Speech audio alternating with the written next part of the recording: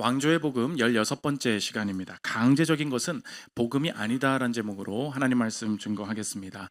열왕기 상을 마무리하면서 아합이 어떤 불순종으로 하나님 앞에 심판을 받게 되는지 우리 3주간 살펴보고 있습니다. 지난주에 말씀을 넘어선 온건주의, 말씀을 넘어선 따뜻함이 아합을 심판을 받게 만들었다. 하나님께서 베나닷을 죽이라고 하셨는데 야, 좋은 게 좋은 거지. 그래서 하나님이 주시려는 것은 승리인데 이 세상에서 가장 우상으로 삼는 것은 관용이다. 그러다 보니까 이 적대하는 관계, 또 악을 멸해야 되는 것들 분별하지 못하고 그냥 좋은 게 좋은 대로 살아가다 보니까 하나님께서 주시는 승리를 맛보지 못하게 된다 살펴보았습니다. 두 번째로 이 아합이 범죄한 잘못이 무엇이냐? 오늘 그 본문의 핵심인데 그것이 강제성입니다. 하나님 나라는 절대로 강제로 이루어지는 것이 아닌데 이 세상에서는 자신의 뜻 그리고 좋은 목표를 이루기 위해 어떤 방법을 사용하느냐?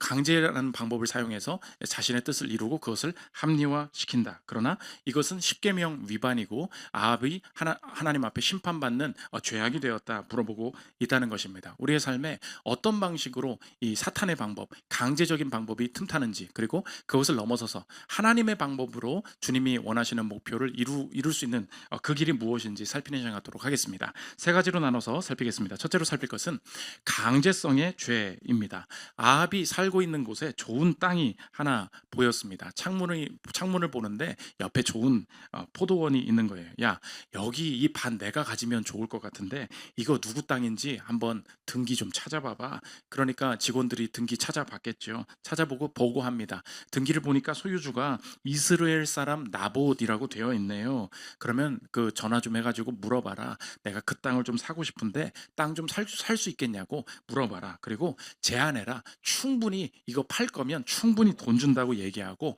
혹시 다른 포도원이 필요하다 그러면 내 별장에 좋은 데 있잖아. 그거라도 준다고 얘기해. 그러면 바꾸어서라도 내가 저거 가지고 싶으니까 제안해봐라 이야기합니다. 1절 보십시오. 그 후에 이 일이 있으니라. 이스라엘 사람 나봇에게 이스라엘의 포도원이 있어 사마리아의 왕 아합의 왕궁에서 가깝더니 아합이 나봇에게 말하여 이르되 내 포도원이 내 왕궁 곁에 가까이 있으니 내게 주어 채소밭을 삼게 하라. 내가 그 대신에 그보다 더 아름다운 포도원을 내게 줄 것이요 만일 내가 좋게 여기면 그 값을 돈으로 내게 주리라. 나봇이 대답합니다. 제안은 참 감사한데 이 땅은 제가 사연이 있습니다. 제 조상에게서 받은 땅이기 때문에 왕이 어떤 제안을 하시더라도 제가 이 땅을 팔 수는 없습니다. 제 사정을 알아주십시오. 대답합니다. 그때부터 아합이 너무너무 갖고 싶었던 땅이 내 맘대로 되지 않자 밥도 안 먹고 답답해서 스트레스 받아서 방에 누워만 있습니다. 3절 보십시오. 나봇이 아합에게 말하되 내 조상의 유산을 왕에게 주기를 여호와께서 금하실지로다 하니 이스라엘 사람 나봇이 아합에게 대답하여 이르기를 내 조상의 유산을 왕께 줄 수 없다 하므로 아합이 근심하고 답답하여 왕궁으로 돌아와 침상에 누워 얼굴을 돌리고 식사를 아니하니. 오늘 본문은 아주 명확하게 우리의 삶이 어떤 방식으로 하나님의 뜻을 벗어나서 죄악으로 향하게 되는지 또 다른 아합의 불순종을 통해 우리도 빠질 수 있는 불순종의 주제 한 가지를 보여주고 있는데 그것을 정리하면 제목과 같다는 것입니다. 강제적인 것은 복음이 아니라는 거예요. 어떤 경우에도 하나님은 좋은 뜻, 좋은 목표라도 강제적으로 그 일이 이루어지게 만드는 것을 원하시지 않는다는 것입니다. 교회에 다닐수록 하나님 앞에 어떤 방식으로 살아야 되는지, 어떤 그 가정을 꾸려야 되는지 그 방향과 비전을 알고 설렐 때가 있습니다. 문제는 무엇입니까? 그것이 내 마음대로 되지 않을 때, 상대와 환경이 그 마음대로 움직여지지 않을 때가 문제라는 것입니다.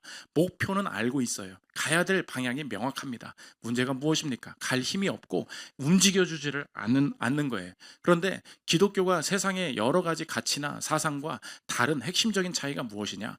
목표는 다들 비슷해요. 목표를 가지고 기독교가 차이점이 있구나 이렇게 말하면 안 된다는 것입니다. 기독교의 가장 큰 차이점은 어디에 있느냐? 그 목표를 이루어가는 방법에서 이단이 나오고 방법에서 사탄이 나오고 방법에서 마귀적인 것이 나온다는 것입니다.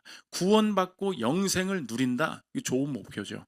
많은 다른 종교들도 그런 목표를 가지고 있습니다. 그러니까 다 좋은 똑같은 종교인가 보지? 아니에요. 기독교의 차이점은 방법에 있어요. 방법이 무엇입니까? 영생을 누린다. 어떻게 해요? 내 노력으로, 내 공로로.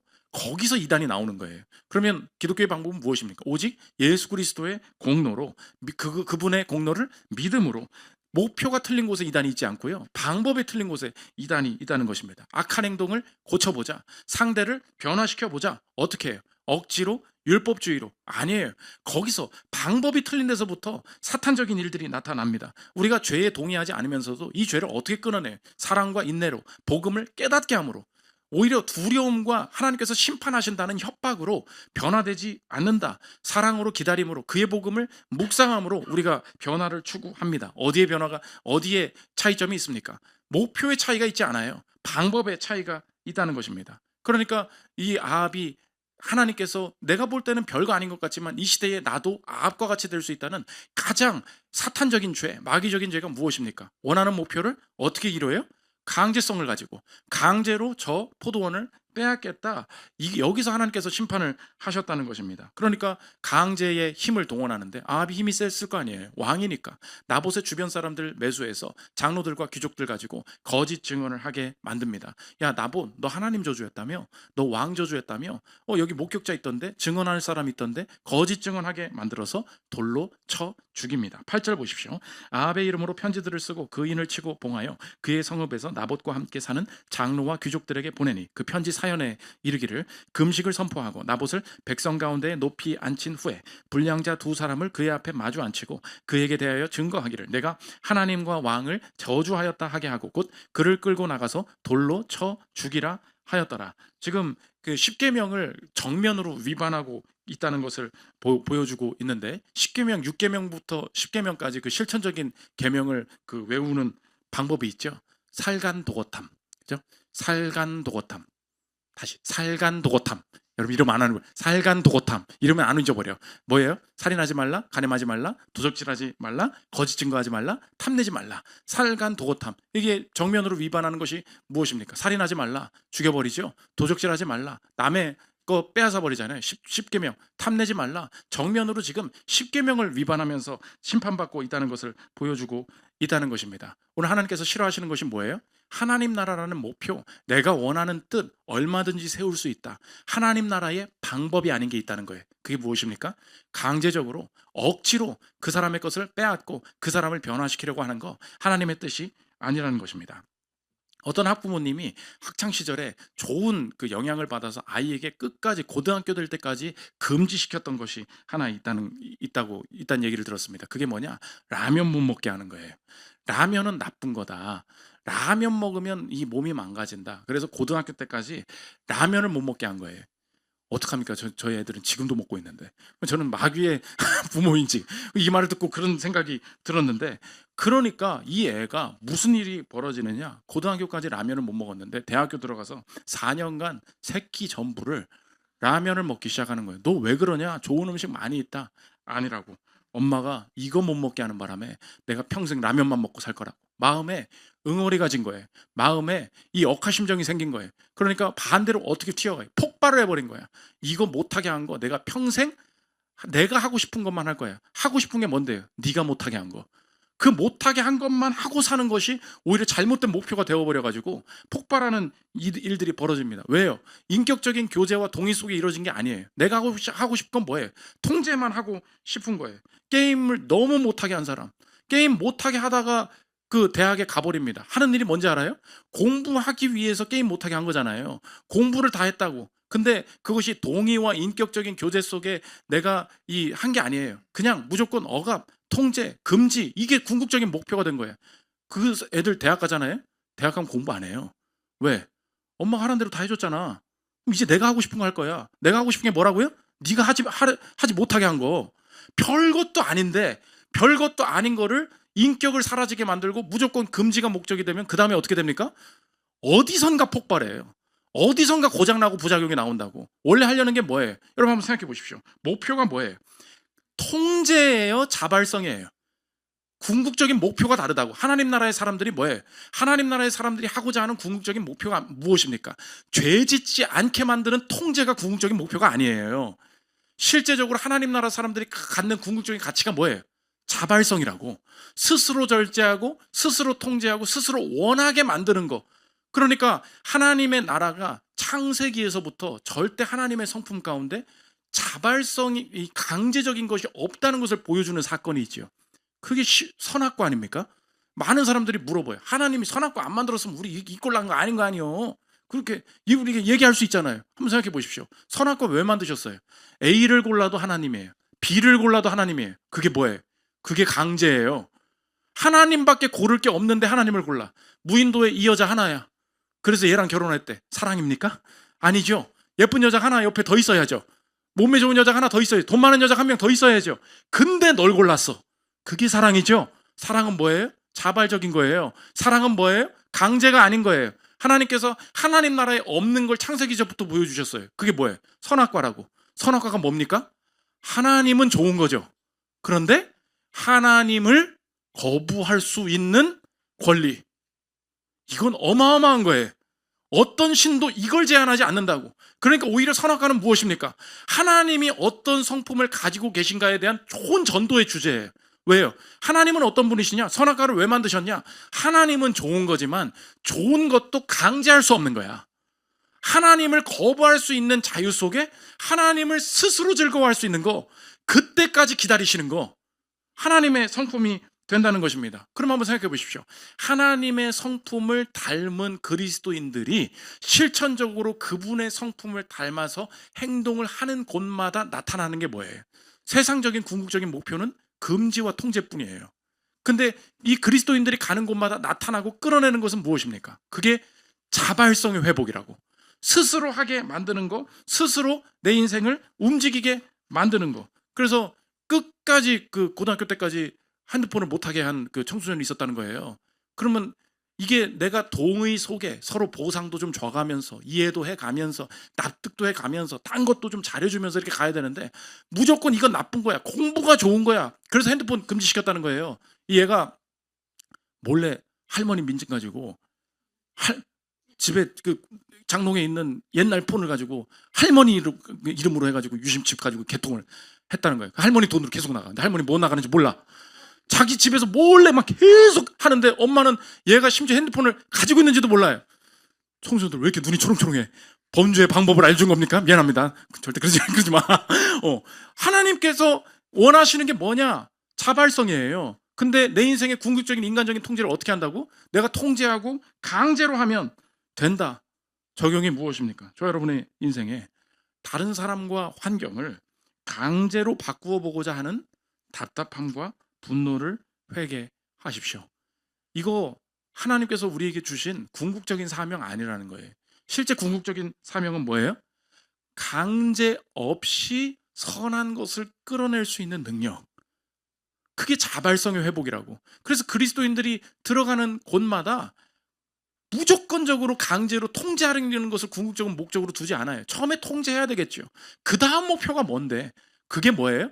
즐겁게 하나님을 섬기는 거, 즐겁게 내 스스로를 절제하는 거, 즐겁게 이 주제를 내가 이 길을 가보기를 원하는 거. 그래서 그리스도인들이 가는 곳마다 자발성의 혁명이 나타날 수밖에 없어요. 그리스도인들의 부모인데 그냥 통제밖에 모르는 부모예요. 내가 이 애를 이걸 못하게 했어. 이걸 그냥 끝까지 안 하게 했어. 거기서 끝난다면 하나님께서 주시는 부모의 자세가 아니라는 것입니다. 하나님께서 자발성을 원하신다. 그게 하나님 뜻이라는 거예요. 특히 이 시대에 나는 잘 모르는데 이 시대에 많은 사람들이 공감하고 참 옳은 것 같지만 기독교적인 방법이 아니다. 내가 내 것이 아닌데 남의 것을 강제로 빼앗아서 좋은 목표를 실현하겠다. 이것을 보여주는 그 사상이 무엇입니까? 그게 사회주의죠. 그냥 사회주의는 나쁜 거다. 그냥 맹목적으로 비난하면 안 돼요. 왜 그렇습니까? 사회주의의 모든 내용을 보십시오. 기독교랑 진짜 똑같아요. 그러니까 그냥 뭐 알지도 못하면서 함부로 비난하면 안 돼요. 사회주의는 굉장히 기독교적입니다. 복음적인 내용이 참 많아요. 야, 약자를 보살펴야 되는 거 아니냐? 야, 이 뒤처진 사람들 섬겨야 되는 거 아니냐? 저 그거 진짜 관심 많았던 사람입니다. 저 완전 이쪽 여기까지만 하겠습니다. 완전 공부 많이 했던 사람이에요. 저는 그래서 심지어 왜 이렇게 웃어? 고등학교 때 너무 약자들한테 관심이 많다 보니까 저희 학교에 부모가 버린 고등학교 애가 하나 있었어. 걔 데리고 고2, 고3 내내 1년간 내 방에서 같이 살았어요. 걔 살려보겠다고. 근데 걔가 좀 싸가지가 없어서 내 방에서 담배 피고 아주 그냥 아무튼 쉽지 않아. 근데 제가 그 정도로 야 약자를 어떻게 도와야 돼? 그러니까 목사 된 거겠죠. 내가 어떻게 하면 이런 사람들을 섬기고 일으킬 수 있을까? 그러니까 약자 섬겨야 된다. 다 좋은 말이잖아요. 여기 핵심이 있다고. 그러면 사회주의 하면 되죠. 기독교가 필요 없죠. 왜 기독교랑 다른 점이 무엇입니까? 왜 이렇게 유의하고 염려합니까? 핵심 뭐예요? 강제성에 있다고. 그 어떤 경우에도 예수님께서 우리에게 명하실 때 좋은 목표가 있지, 선한 거 있지, 그거 강제적이라도 뺏어서 이루어야 돼. 하나님은 한 번도 성경에서 그렇게 말씀하신 적이 없다는 것입니다. 그 쉽게 읽을 수 있는 책인데 재밌는 책입니다. 예수는 사회주의자였을까라는 로렌스 리드 교수님이 쓴 책이 있는데 한번 들어보십시오. 나는 재분배를 지지하는 사람들의 대다수가 분명 선한 의도를 가지고 있다고 믿는다. 맞죠? 그들은 진심으로 가난한 자들을 돕기를 원하고, 또한 그들 중 많은 이들은 복지국가 모델이 기독교 정신에 부합한다고 믿을 것이다. 또한 정부의 복지 프로그램들을 지지하는 것이 진정한 동정심의 표현이라고 생각할 것이다. 하지만 과연 그럴까? 사회주의의 본질은 여기입니다. 그 강제성에 있다. 예수님은 사람들에게 서로 도울 것을 강조하셨지만 그는 절대로, 분명히 말하지만 단 한 번도 어떤 제3자의 강요를 통해서 서로 돕게 하라는 말씀을 하지 않았다. 선행은 언제나 개인적이고 자율적인 것이어야 했다. 이어서 들어보십시오. 어떤 사회주의자들은 그들이 그저 나눔을 주장하는 것이며 그들의 의도는 선하기 때문에 사회주의도 자발적이고 유익한 것이라고 이야기한다. 문제는 사회주의가 결코 그렇게 자발적인 경우가 없다는 데 있다. 사회주의를 조금이라도 더 큰 규모로 이루어 보려고 한다면 그것은 반드시 정부의 강제력을 필요로 한다. 자신의 것이 아닌 다른 사람의 것을 탐하는 것이 욕심이라면 사회주의자들이야말로 세상에서 가장 욕심이 많은 사람들이 아닐 수 없다. 누군가가 자신보다 더 많이 가지고 있다는 이유 때문에 정부의 권력을 이용해 그 사람의 소유를 몰수하려 하는 동기는 순수하다고 할 수 없다. 남의 것을 빼앗는 가장 현대적인 방법이 뭐예요? 그 텍스예요, 텍스. 세금 매겨버리는 거. 그냥 많이 버니까 그냥 많이 가져가라. 한번 생각해 보십시오. 교회와 이 세상적인 사상의 차이가 뭐예요? 하나님 나라는 강제성이 없다고, 자발적인 거라고. 한번 물어볼게요. 새해가 됐지 않습니까? 교회도, 제가 담임 목사 아니에요. 우리 교회 연봉 1등부터 10등까지 불러 모으는 거야. 집사님 끝나고 잠깐 남아 주십시오. 장로님 어디 가십니까? 잠깐 제 방으로 오십시오. 저기 연봉 계약서 좀 한번 보여주십시오. 한 해 얼마 버십니까? 그거 가지고 무슨 돈, 어디다 돈 쓰세요? 어차피 그거 가지고 다 해외여행 갈 거 아닙니까? 해봐야 명품 사는 거 아닙니까? 우리 교회 이런 사역합니다. 얼마나 귀합니까? 어려운 사람 안 도울 거예요? 자동이체 지금 거십시오. 제가 미리 원천 징수하겠습니다. 그럼 여러분 어떻게 할 거예요? 목사님 왜 그러세요? 제가 알아서 하는 거죠. 아닙니다. 어차피 나쁜 곳에 쓸 거잖아요. 이거보다 좋은 일 할 자신 있어요? 여기 제가 말한 것 중에 나쁜 말이 어디 있습니까? 다 좋은 말이에요. 이따 끝나고 남으십시오. 이렇게 하면 안 된다고. 왜 그렇습니까? 그 세상의 방법과 하나님 나라의 방법의 가장 큰 차이점을 몰라서 그래. 우리가 쉽게 그냥 동조할 수 있습니다. 좋은 목표 이 세상 사람들 다 가지고 있어요. 복음은 거기에 있잖아요. 복음의 가장 큰 차이점이 어디 있어요? 자발적인 것. 어떤 방식으로도 그 사람이 좋은 상황에 있으니까 억지로 뺏어서 좋은 일 하는데 내가 쓸 테니까 너 그렇게 너 혼자 잘 먹고 잘 살지 말아라. 하나님 뜻 아니라는 것입니다. 그래서 예수님을 상상해 보는 거예요. 들어보십시오. 훗날 예수님이 가난한 자들을 위해 무엇을 했냐고 물어보실 때 이렇게 대답한다고 생각해 보십시오. 저는 그 문제를 해결하기 위해 누구누구에게 투표했습니다. 예수님은 아마 이렇게 질책하셨을 것입니다. 너는 아무것도 안 하고 정부 관료들이 누군가의 것을 뺏어서 다른 사람에게 주도록 했다는 것이냐? 내 가르침을 하나라도 제대로 듣긴 하였느냐? 그래서 이것을 극명하게 보여주는 사건이 뭐예요? 그 오병이어예요.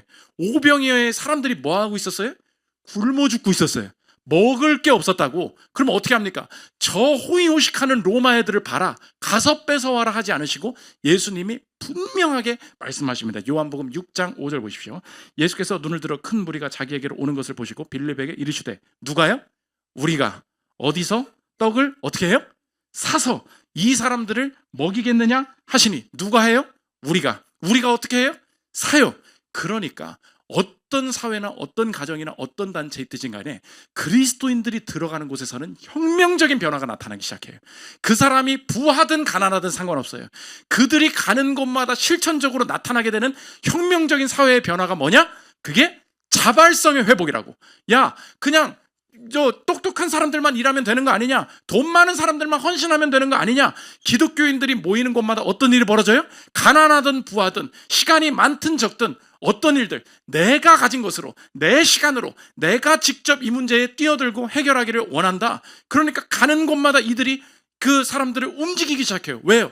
내가 먼저 움직이거든.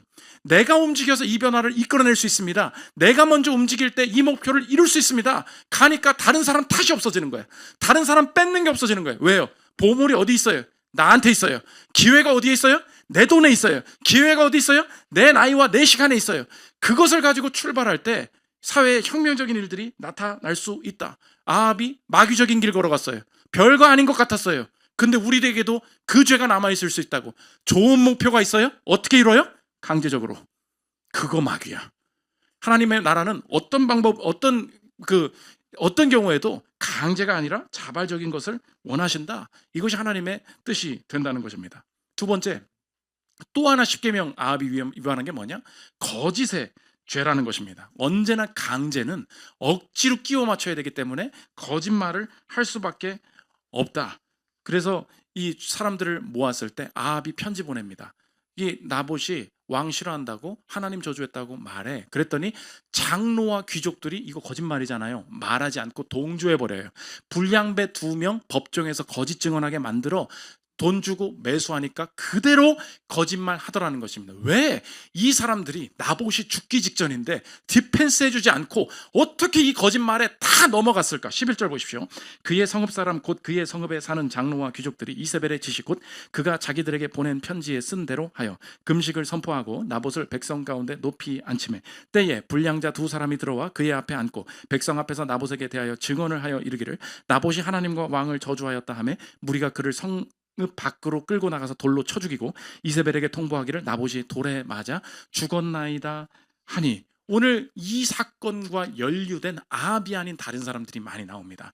장로와 귀족들, 왜 나봇은 죄가 없다고 말하지 못했을까요? 분명한 아합으로부터 오는 생존의 위협, 이익의 위협이 있었기 때문입니다. 장로와 귀족이다 그 동네에서 한 자리씩 하는 사람들이에요. 누가 시켜줬을까요? 아합이 시켜줬겠죠. 이거 돕지 않으면 나 어떻게 됩니까? 너 내년에 자리 없을 줄 알아. 너 내년에 그 자리 교체될 줄 알아. 이 말 한마디만 들어도 이 사람이 하라는 대로 할 수밖에 없는 거예요. 불량자들, 어디서 길거리에 있는 사람들 2사람이 와가지고 아합을 저주하는 거, 하나님을 저주하는 거, 이 나봇이 하는 거 들었다고 거짓말합니다. 왜 그럴까요? 내가 지금 살 길이 막막한데 돈 하나 쥐어주니까 내게 이 당장 주어지는 이 이익을 포기할 수 없기 때문에 나봇이 죽든 말든 일단 내가 살아야 한다는 생각 때문에 사람들이 여기에 넘어갈 수밖에 없다는 것을 보여주고 있다는 것입니다. 그러므로 모든 사람은 거짓말하지 마십시오. 아무리 이렇게 말해도 사람들은 절대 정직해질 수 없고 절대 이 거짓말하려는 이 유혹을 떠날 수가 없습니다. 왜 그렇습니까? 이 거짓말이 생존과 이 거짓말이 이익과 연결되어 있기 때문에 이 거짓말을 안 해버리면 그냥 죽어버리는데 죽는 것보단 거짓말하는 게 나은 거예요. 이 손해가 막심한데 이 손해보는 이 거짓말 한 번 하는 게 나은 거예요. 그러니까 거짓말은 인간적으로 구원의 길을 여는 아주 합리적인 방법이 된다는 것입니다. 그러니까 우리의 마음에 스스로에게 그리고 주변 사람들에게 설득할 때 정직해 주십시오. 거짓말하지 마십시오. 이렇게 하면 안 되고 왜 거짓말을 하게 되는지 그 근원을 건드리고 그 근원의 믿음의 뿌리에 무엇이 있는지 내가 드러내 주지 않으면 우리의 삶은 변화될 수 없다는 것입니다. 우리의 삶의 근원에 뭐가 있어요? 생존과 이익이 있다고. 그 생존과 이익을 누가 직접 확보해요? 내가 해야 된다고. 적용이 무엇입니까? 생존과 이익을 직접 확보하려고 하지 말라는 것입니다. 생존을 누가 하게 하셔요? 하나님이 살게 하셔요. 이익을 누가 주셔요? 하나님이 이익 주셔야 돼요. 그러니까 생존과 이익은 누가 주시는 거예요? 하나님이 주시는 거예요. 그런데 지금 누가 줘요? 아합이 준대요. 그 순간 이 생존과 이익을 내가 담보하려면 내가 가야 되는 길이 뭐예요? 그게 거짓말의 길이라고. 그러니까 거짓말하는 사람들 비난하지 마십시오. 죽기 싫어서 하는 거예요. 손해보기 싫어서 하는 거라고. 내 인생도 마찬가지예요. 그 순간에 서보면 죽을 것 같아요. 그 순간에 서보면 너무 큰 걸 잃는 거예요. 불량자 2명과 이 귀족과 이 모든 성읍의 장로들이 넘어갈 수밖에 없다는 것입니다. 저와 여러분의 인생에 거짓말의 유혹들이 있죠. 거짓말하지 말아야지 다짐으로 되지 않습니다. 생존과 이익이 누구로부터 오느냐? 내가 그것을 직접적으로 구하는 것이 아니라 그분이 살려주시고 그분이 이익 주셔야, 그분이 손해보지 않게 하셔야 내 인생의 길이 열린다. 이 믿음 가운데 내 인생이 회복될 수 있다는 것입니다. 제 얘기하면 될 것 같은데, 제 옛날 그 일기를 가져왔는데 2010년 2학기입니다. 제 인생의 가장 뼈아픈 사건, 행동론 그 경영학과 학부 수업을 듣고 있는데 팀플을 하는데 그것도 영어 강의였어요. 여러분, 그때는 챗 GPT가 없었습니다. 내가 아무리 한글로 쓰고 영어로 짠 이게 안 되는 시대였어요. 그러니까 영어로 라이팅을 해야 되는데 다 팀플로 모여가지고 어떤 이론에 대해서 설명하는 걸 하는데 이 그 구간을 나눠가지고 다 작업을 했습니다. 한 문장 한 문장 영작을 하려니까 얼마나 힘들겠어요. 팀플에서 레포트를 제출을 했는데 다 억셉트가 됐는데 다음 시간에 교수님이 저희 팀만 너희 레포트는 F다. F를 때려버린 거예요. 근데 왜 그러냐? 너희 가운데 내용 중에 표절이 있었다. 그냥 갖다 쓴 게 있었다. 서로 막 눈이 휘둥그레져서 누구야 막 한 거예요. 그래서 서로 어떤 부분이 그건가 이제 한 문장씩 구글링을 다 해보는 거야. 이게 어디 분명히 있었던 것 같은데 딴 거 보니까 다른 애들도 조금 그런 게 있어. 근데 내 건 진짜 내가 직접 다 썼거든요. 그래서 막 해보니까 첫 번째 장에 정의를 쓰는 부분에 그 각주를 안 넣은 거야. 그냥 좀 긴 한 문장, 5페이지 중에 첫 페이지에 한 문장, 그게 좀 길어. 근데 그걸 그냥 갖다 쓴 거예요. 억울할 수 있잖아. 근데 그걸 아무도 서로 얘기를 안 하고 누가 했습니까? 계속 얘기하는 거예요. 뭐 어떻게 해? 얘기를 해야지. 나다. 이렇게 했죠. 여러분, 그때 눈초리 그거 아십니까? 죽여버리려고 그러는 거야. 죽여버리려고. 내가 널 눈으로 죽인다.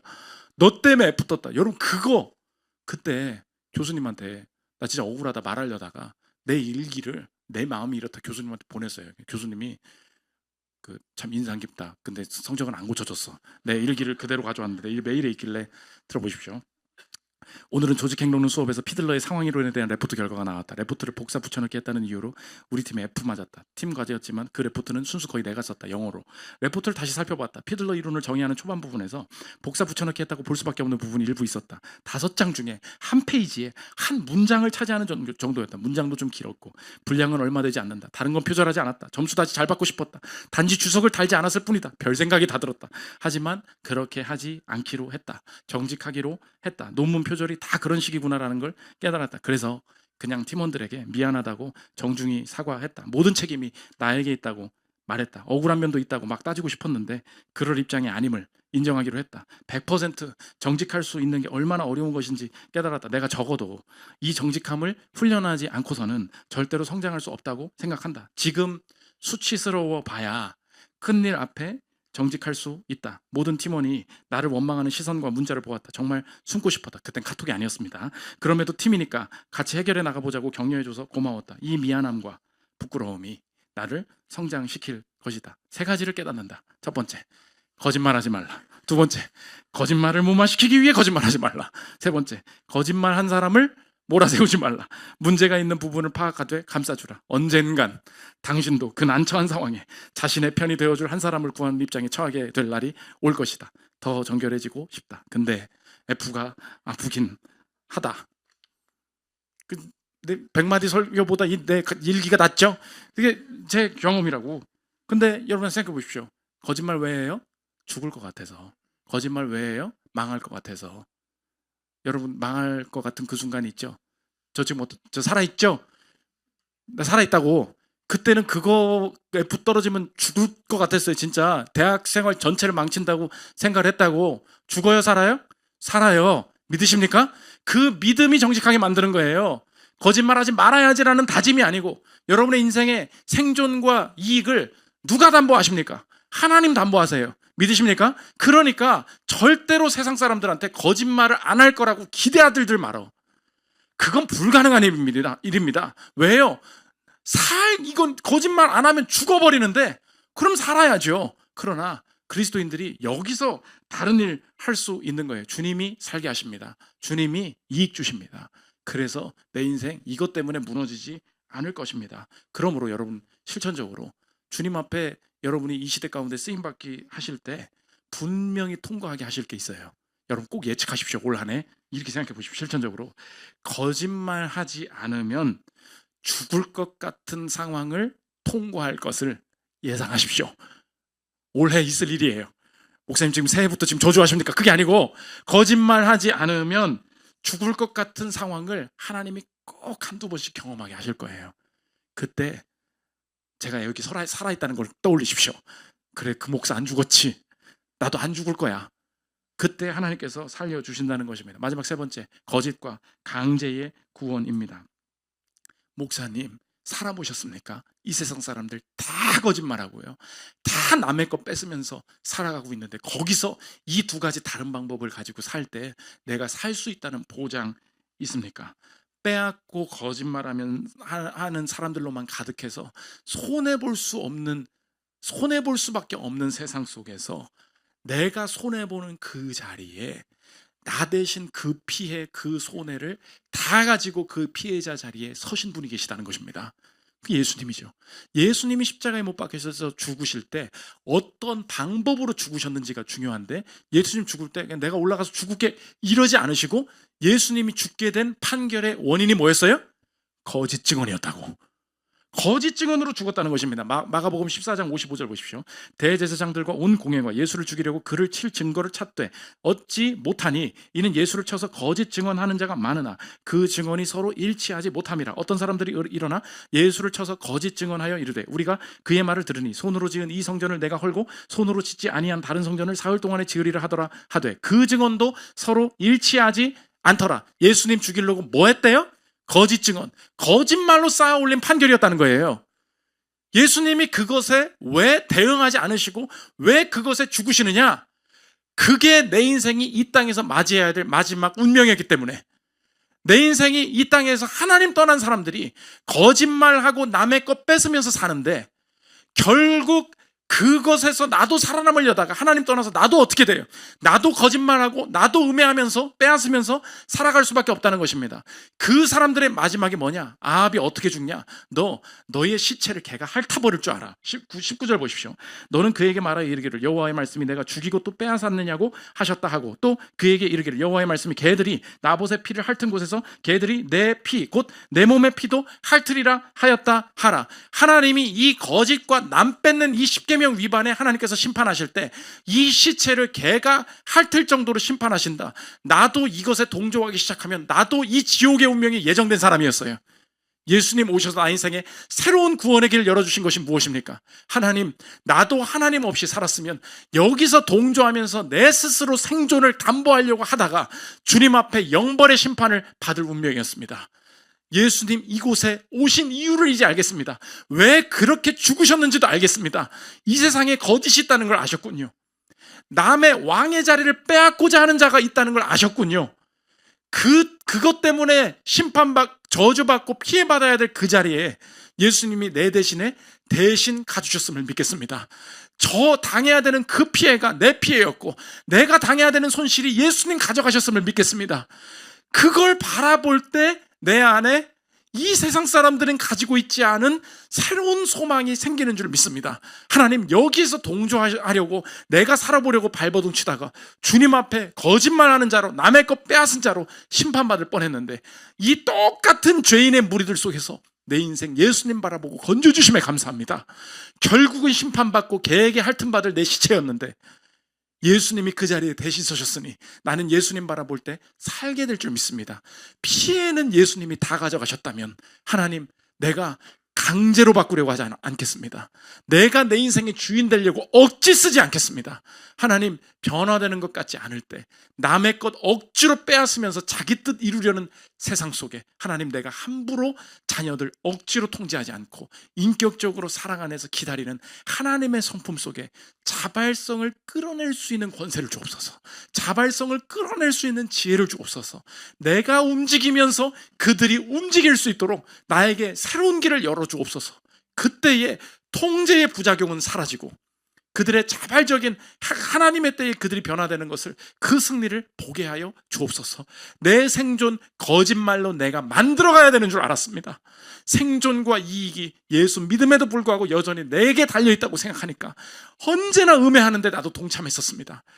주변 사람들이 아무리 음해해도 담대한 것은 이 회사에서 날 살리시고 생존케 하시는 분은 하나님이시고, 이 업계에서 이 여정 가운데 나에게 이익을 주시고 손실나게 하지 않으시는 분은 하나님이신 줄 믿으니, 하나님, 거짓으로 내 구원을 담보하지 않도록 내 인생을 평생에 지켜 주옵소서.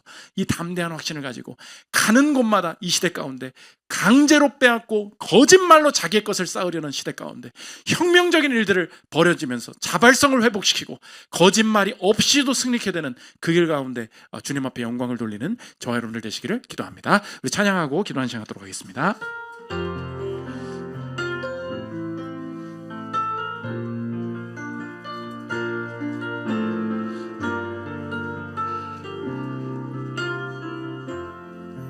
마음이 상한 자를 고치시는 주님, 하늘의 아버지 날 주관하소서. 주의 길로 인도하사 자유케 하소서. 새 일을 행하사 부흥케 하소서. 이에 줄이고 목이 마르니 성령의 기름 부으소서. 이에 줄이고 목이 마르니 내 잔을 채워. 주 2절 성령으로 채우사, 성령으로 채우사 주 보게 하소서. 주의 임재 속에 은혜 알게 하소서. 주 뜻대로 살아가리 세상 끝날까지. 나를 빚으시고 새날 열어주소서. 이에 줄이고 목이 마르니 성령의 기름 부으소서. 이에 줄이고 목이 마르니 내 잔을 채워 주소서. 우리 주간 공동체 기도 읽고 기도하는 시간 갖도록 하겠습니다. 주보 4면에 그리고 PPT에 나와 있습니다. 설교 요약입니다. 한 주간의 기도 제목으로 삼았으면 좋겠습니다. 함께 읽겠습니다. 시작. 강제적인 것은 하나님의 방법이 아닙니다. 내가 원하는 목표를 이루기 위해 사람과 환경을 억지로 바꾸려고 하지 않게 하소서. 답답함과 분노를 회개하게 하시고 강제 없이 선한 것을 끌어내는 지혜를 주소서. 자발성이 회복되기를 원합니다.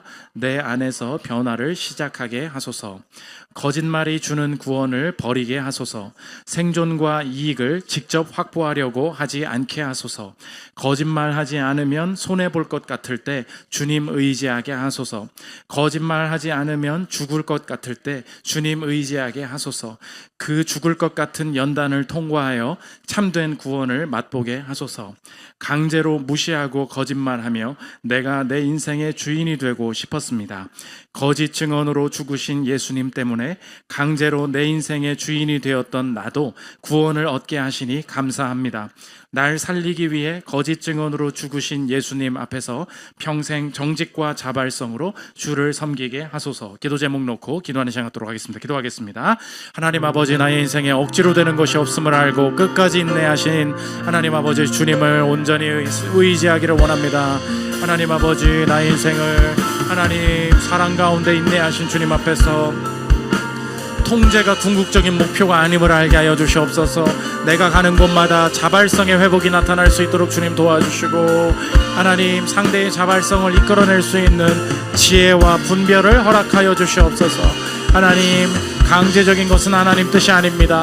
나로부터 변화가 시작되게 하여 주시옵고, 하나님 강제적인 것에 동조하지 않도록 하나님 은혜와 능력을 덧입혀 주시옵소서.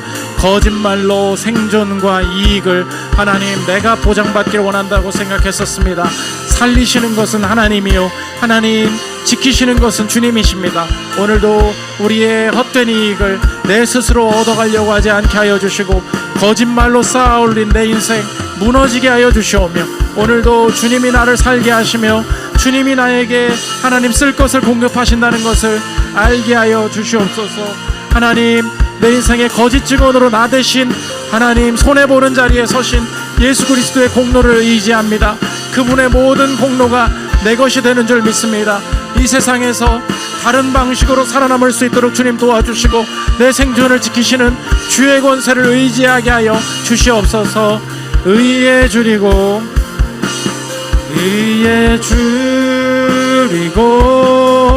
목이 마르니 성령의 기름 부으소서. 의에 줄이고 목이 마르니 내 잔을 채워 주소서. 제가 기도하겠습니다. 하나님, 억지로 통제하며 내 뜻 이루는 것이 목표가 되었었습니다. 그건 마귀적인 것입니다. 하나님 나라에 강제가 없습니다. 하나님을 거부할 자유까지 주셨던 주님이 얼마나 그 성품이 놀랍고 인내가 깊으신 분인지, 나도 상대의 자발성을 끌어낼 수 있는 지혜를 허락하여 주옵소서. 남 탓하지 않고 내가 움직이기를 원합니다. 내 돈, 내 시간, 내게 주신 재료 속에 기회 있는 줄 알고 내가 가는 곳마다 우리 가정과 하나님 내 주변 사람들, 내 동료 직원들이 자발적으로 일하게 만드는 역사가 나타날 수 있도록 인도하여 주옵소서. 거짓은 우리의 생존과 이익을 담보할 수 없습니다. 세상에 가는 그 길 가지 않게 하여 주시고, 나 대신 손해보는 자리에 서시며 거짓 증언으로 죽으신 예수 그리스도가 내 앞에 계시니 내 인생 주님 앞에 살게 되었고 영원히 살게 되었고, 또 그 유익을 보장받았다는 그 약속 가지고 이 세상 속에 거짓말 안 하면 죽을 것 같은 그 연단 가운데 통과하게 하실 때 정직을 실행함으로 말미암아 내 인생이 궁극적으로 살게 됨을, 아무것도 잃지 않음을 경험하는 자 될 수 있도록 축복하여 주옵소서. 감사드리며 예수 그리스도의 이름으로 기도합니다. 아멘.